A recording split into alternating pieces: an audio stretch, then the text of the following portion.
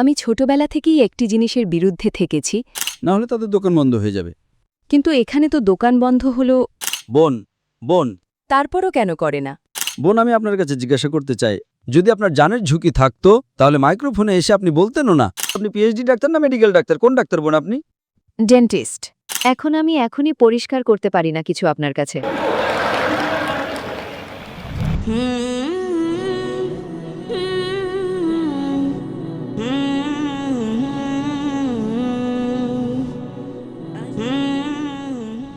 আমার নাম ডাক্তার শ্বেতা এবং আমি কাটিহাট থেকে আসছি।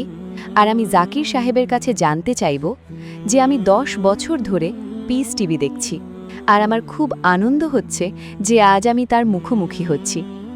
সবচেয়ে প্রথম প্রশ্নটি হলো এই যে উপরবালা যখন সবাইকে, সে হিন্দু হোক, মুসলিম হোক, শিখ হোক, খ্রিস্টান হোক, সবাইকে বানিয়েছেন, তাহলে তারপর সবচেয়ে বেশি মুসলিমদেরকেই কেন ঘৃণার চোখে অন্য ধর্মের মানুষরা দেখে? কারণ কি?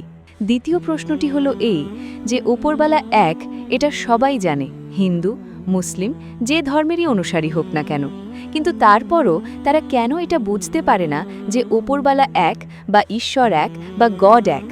কেন বিভ্রান্তির মধ্যে তারা নিজেদের জীবন পার করে দেয়? বোনের দুটি প্রশ্ন আছে।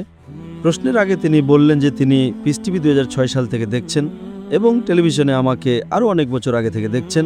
ওনার প্রশ্ন হলো যে বাকি মানুষরা মুসলমানকে এমন ভুল নজরে কেন দেখে, এটা প্রথম প্রশ্ন।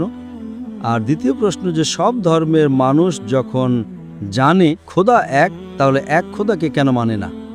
ওনার এই দুটো প্রশ্ন আছে। বোন, প্রথম প্রশ্ন যেটা আপনার ছিল যে মানুষ মুসলমানকে ভুল নজরে কেন দেখে, এর প্রধান কারণ যেমনটা আমি আগে বললাম সেটা হলো গণমাধ্যম। আজ গণমাধ্যম, যেমনটা আমি বললাম, সবচেয়ে শক্তিশালী মাধ্যম, সবচেয়ে শক্তিশালী হাতিয়ার। গণমাধ্যম আজ একজন নায়ককে খলনায়ক বানাতে পারে, খলনায়ককে নায়ক বানাতে পারে, দিনকে রাত, রাতকে দিন। তো এটা গণমাধ্যমের খেলা, খুব সহজ।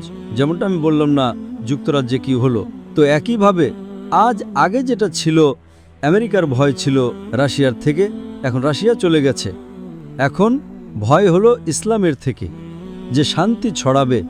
তো যারা ভুল কাজ করছে সেটা তো সম্ভবই না। যদি শান্তি সব জায়গায় ছড়াই, কিছু মানুষ চায় না শান্তি ছড়াক, কারণ শান্তি যখন ছড়াবে তখন তাদের ব্যবসায় ক্ষতি হবে। কারণ কিছু মানুষের ব্যবসা তখনই চলে যখন শান্তি থাকে না, লাভ হয়, তাই না? ঝগড়াঝাটি হলে তো তাদের লাভ হয়। তো সব মানুষ চায় না যে শান্তি থাকুক, কথা বলবে শান্তির, শান্তির জন্য যুদ্ধ, আসলে করছে শান্তির ওপর যুদ্ধ। আমরা যুদ্ধ লড়ছি শান্তির জন্য, তারা শান্তির জন্য যুদ্ধ লড়ছে না, শান্তিকে শেষ করার জন্য যুদ্ধ লড়ছে। শান্তির জন্য যুদ্ধ না, শান্তিকে শেষ করার জন্য যুদ্ধ লড়ছে। তো এটা গণমাধ্যম বোন, গণমাধ্যম এত শক্তিশালী। এই জন্য আমি বলি মুসলমানরা গণমাধ্যমে পিছিয়ে আছে, আমাদের গণমাধ্যমের মাধ্যমে সঠিক বার্তা পৌঁছানো উচিত। বোন, আপনি দেখছেন পিস টিভি 6 বছরের আগে থেকে, তার আগে আপনি অন্যান্য চ্যানেলে আমাকে দেখেছেন। আমি জিজ্ঞাসা করতে চাই আপনার কাছে, আপনার কেমন লাগে ইসলাম ধর্ম পিস টিভি দেখার পর? আপনার কি মতামত ইসলামের ব্যাপারে? আমি ছোটবেলা থেকেই একটি জিনিসের বিরুদ্ধে থেকেছি, যে মূর্তি পূজা, যেটা আমাদের কখনোই পছন্দ হয়নি। যে উপরবেলা আমাদের বানিয়েছেন, তো আমরা যাকে বানিয়ে পূজা করি তাতে শক্তি কিভাবে থাকতে পারে? প্রথমত। দ্বিতীয়ত এই যে আপনি যদি উপরবেলা আমাদের পুরো দুনিয়াকে নিয়ন্ত্রণ করছেন, তাহলে একটি মূর্তি কিভাবে কোনো মানুষকে নিয়ন্ত্রণ করতে পারে? তৃতীয়ত এটা হয় যে আপনি যদি আপনার মধ্যে বিশ্বাস থাকে, ভক্তি থাকে, আপনি যেখানেই থাকুন উপরবেলাকে স্মরণ করুন, উপরবেলা আপনার দোয়া অবশ্যই শুনবেন। এটা আমার ছোটবেলা থেকেই এটা আমার মনে আছে, এবং যেমন যেমন আমি বড় হতে থাকলাম আমার মনে আরও এমন প্রশ্ন আসতে থাকলো, এবং আমি নিজে নিজেই সেটার সমাধান খুঁজতে থাকলাম। আর আজ গিয়ে যখন আমি আপনার পিস টিভির সাথে যুক্ত হলাম, তখন আমার যত বিভ্রান্তি ছিল সেগুলো দূর হতে থাকলো, আর সামনে চেষ্টা থাকবে আরও দূর হতে থাকবে। আপনার কেমন লাগে ইসলাম ধর্ম? আমার খুব পছন্দ। আপনার ভুল ধারণা দূর হয়ে গেছে না, যেটা গণমাধ্যম ছড়াচ্ছে? হ্যাঁ, এটা আমার সবসময় মনে হতো যে ইসলাম ধর্ম খুব ভালো, কারণ তাতে না তো মূর্তি পূজা আছে না আর কিছু আছে। শুধু ওপরবালা আছেন, যিনি এক, যিনি পুরো দুনিয়াকে নিয়ন্ত্রণ করে রেখেছেন, যাকে ছাড়া একটি পাতাও নড়তে পারে না। তাহলে তারপর যেটা আছে, আমরা যেটা আছি, তাকে কেন মানব না যে অন্য কাউকে মানব? আপনি তো করোনার আয়াতের অনুবাদ করছেন, মাশাআল্লাহ। আল্লাহর ইচ্ছা ছাড়া তো পাতাও নড়তে পারে না। বোন, যেটা আপনার দ্বিতীয় প্রশ্ন ছিল, যে যখন অমুসলিমরা এটা জানে যে খোদা এক, তাহলে মানে না কেন?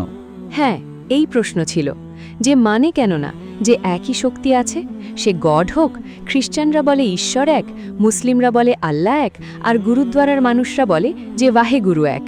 তো যখন সবাই বলে, তাহলে মানে কেন না যে ঈশ্বর একই? আপনার খুব ভালো প্রশ্ন, যে যখন যদি জানে তাহলে মানে না কেন। এর প্রধান দায়ী হলো ধর্মের আধিকারিক, ধর্মীয় নেতারা। ধর্মীয় নেতারা চায় না যে সব মানুষ এটাকে মানুক। জানা ঠিক আছে, কিন্তু মানতে শুরু করলে তাদের দোকান বন্ধ হয়ে যাবে। কিন্তু এখানে তো দোকান বন্ধ হলো। আর সব ধর্মে কিছু মানুষ আছে যারা চায় না যে সব ধর্ম মানা মানুষরা নিজেদের কিতাবের কাছে আসুক, নাহলে তাদের দোকান বন্ধ হয়ে যাবে। সব ধর্মে এমন মানুষ আছে, নাহলে তাদের দোকান বন্ধ হয়ে যাবে। তো এই জন্য আমার সবচেয়ে বেশি চেষ্টা থাকে যে মানুষকে তাদের ধর্মের কিতাবের কাছে নিয়ে যায় সবচেয়ে প্রথমে। তো আমি বলি, মুসলমান এবং অমুসলিমকে নিজের ধর্মীয় কিতাব পড়ো, সেগুলোর উপর গবেষণা করো, যেটা এক সেটার উপর আসো প্রথমে। তো এই জন্য যত ধর্মীয় নেতারা আছে, ধর্মের সাধারণ জনগণ তো আমার পক্ষে আছে। দেখো, সাধারণ জনগণ, আম জনতা, সে মুসলমানের হোক, হিন্দুর হোক, খ্রিস্টানের হোক, সাথে আছে।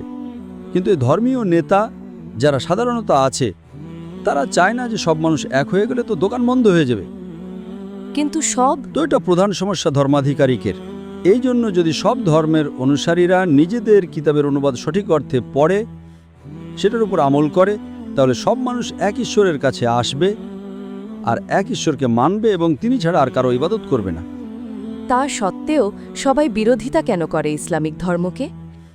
এটা জেনেও যে এটা সবচেয়ে ভালো ধর্ম, সব রাস্তা সব এক, এতে না কোনো এটা লোক দেখানো আছে, না কোনো আপনার এতে ঝামেলা, এ ধরনের কোনো পরিস্থিতি থাকে না যে এই বাজনা টাজনা এই সেই। বোন, তারপরও কেন করে না? কারণ আপনি পিস টিভি দেখেছেন।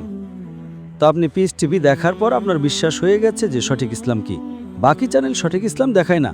বাকি চ্যানেল দেখায় যে মুসলমানরা সন্ত্রাসী, মুসলমানরা অশান্তি সৃষ্টিকারী, মুসলমানরা অপমান করে, মুসলমানরা এই করে, নারীদের অধিকার দেয় না। তো সব মানুষ তো পিস টিভি দেখে না, তাই না? ইনশাআল্লাহ একদিন আসবে যখন দুনিয়ার বেশিরভাগ মানুষ পিস টিভি দেখবে, ইনশাআল্লাহ।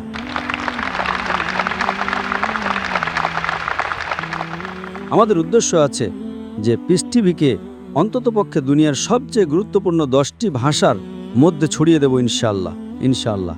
আল্লাহর কাছে দোয়া করছি, কারণ এই যে মুহাম্মদ সাল্লাল্লাহু আলাইহি ওয়াসাল্লামের হাদিস আছে যে ইসলাম একদিন প্রতিটি ঘরে পৌঁছাবে। তো আল্লাহ তাআলার কাছে দোয়া করছি যে আমাদের সেই মাধ্যম বানান, যেন সঠিক ইসলাম দুনিয়ার প্রতিটি ঘরে ছড়াবে, ইনশাআল্লাহ। বোন, আমি আপনার কাছে জিজ্ঞাসা করতে চাই, আপনি মানেন যে খোদা এক? আমি ছোটবেলা থেকেই মানি যে উপরবেলা এক। আপনি মানেন যে মুহাম্মদ সাল্লাল্লাহু আলাইহি ওয়াসাল্লাম শেষ নবী? হ্যাঁ, এসব ছোটবেলা থেকেই জানি আমি। তো আমি আপনার কাছে জিজ্ঞেস করছি, ডাক্তার শ্বেতা, যখন আপনি মানেন খোদা এক, আপনি মানেন মূর্তি পূজা ভুল, আপনি মানেন মুহাম্মদ সাল্লাল্লাহু আলাইহি ওয়াসাল্লাম শেষ নবী, তো তার মানে আপনি মুসলমান হয়ে গেছেন। হ্যাঁ, এই একটি জিনিস আমি প্রশ্ন করতে চাইছিলাম আপনার কাছে। জি হ্যাঁ। যে আপনার মনে যে ধর্মই আপনি গ্রহণ করছেন, এটা তো জরুরি হয় না যে আপনি সেটা প্রকাশ করবেন মানুষের মাঝে। জরুরি নয়। আর যদি আপনি মন থেকে মানেন আর ওপরবালা জানছেন যে আপনি কি, আর ওপরবালাকেই মানতে মানতে সবকিছু অনুসরণ করছেন, তাহলে কি জরুরি হয় যে মুসলিমরা বলবেই যে আমরা মুসলিম? বোনের খুব ভালো প্রশ্ন, যে যদি মন থেকে মানে যথেষ্ট নয়, কি প্রকাশ করা জরুরি নয়? যদি আপনার কোনো সমস্যা হয়ে থাকে, উদাহরণস্বরূপ যদি আপনার সন্দেহ লাগে যে যদি আমি প্রকাশ করি তাহলে আমার জীবন ঝুঁকিতে আছে, আর এটা বিষয়ের উপরেও আছে, যদি আপনার মনে হয় যে আমার জান ঝুঁকিতে আছে, এমন পরিবেশে আছেন, এমন এলাকায় আপনি আছেন 99% বেশি অমুসলিম আছে, আর যুদ্ধের পরিবেশ আছে, আর জানা যাবে যে আমি মুসলিম, তো কোরআনের আয়াত আছে, যদি আপনার জান ঝুঁকিতে থাকে তাহলে আপনি শিরকও করতে পারেন, কিন্তু মনে ঈমান থাকতে হবে। মানে যদি কেউ জিজ্ঞেস করে যে তুমি কি মুশরিক, আপনার জানা আছে আপনার জান ঝুঁকিতে আছে, আপনি হ্যাঁ বলতে পারেন, কিন্তু মনে ঈমান থাকতে হবে। তো আল্লাহ তাআলা অনুমতি দেন যে যদি আপনার জান ঝুঁকিতে থাকে, কেউ বন্দুক রেখে মাথায় আর বলে, কে তুমি? যদি তুমি বলো হ্যাঁ আমি মুশরিক, কিন্তু মনে ঈমান আছে যে আল্লাহ এক, তাহলে আপনি গুনাহগার নন। তো যদি আপনার ভয় থাকে যে আপনার প্রকাশ করার কারণে আপনার জান ঝুঁকিতে আছে বা কিছু কষ্ট আসতে পারে, তাহলে প্রকাশ করবেন না। কিন্তু প্রকাশ করার দ্বারা অনুসরণ করা সহজ। যে ব্যক্তি প্রকাশ করে সে অনুসরণও করবে। যদি প্রকাশ না করে, বলে আমি মুসলমান, যদি তার জানের ঝুঁকি থাকে তাহলে কোনো সমস্যা নেই, তার মন তার মাঝে এবং খোদার মাঝে প্রকাশ করা প্রয়োজন নেই। কিন্তু জানের ঝুঁকি নেই, তারপরও বলে না আমার জানের ঝুঁকি নেই, আমার কোনো কষ্ট নেই, ছোটখাটো কষ্ট আছে তাই আমি প্রকাশ করিনি, তাহলে কি হবে? তাহলে তার আমল করতে কঠিন হবে। যদি ছোটখাটো কষ্ট থাকে তাহলে প্রকাশ করা উচিত, কারণ তার আমল করতে সুবিধা হবে, নামাজ পড়তে সুবিধা হবে, রোজা রাখতে সুবিধা হবে। যদি গ্রহণ না করেন তাহলে সমস্যা আরও বাড়বে। কিন্তু যদি সমস্যা এত থাকে যে আপনার জানের ঝুঁকি আছে, তাহলে আপনি মাইক্রোফোনেও আসতেন না। আমিও তো মাঠের মানুষ না বোন। যদি আপনার জানের ঝুঁকি থাকতো তাহলে মাইক্রোফোনে এসে আপনি বলতেনও না যে আমি মূর্তি পূজার বিরুদ্ধে, আমি খোদাকে মানি।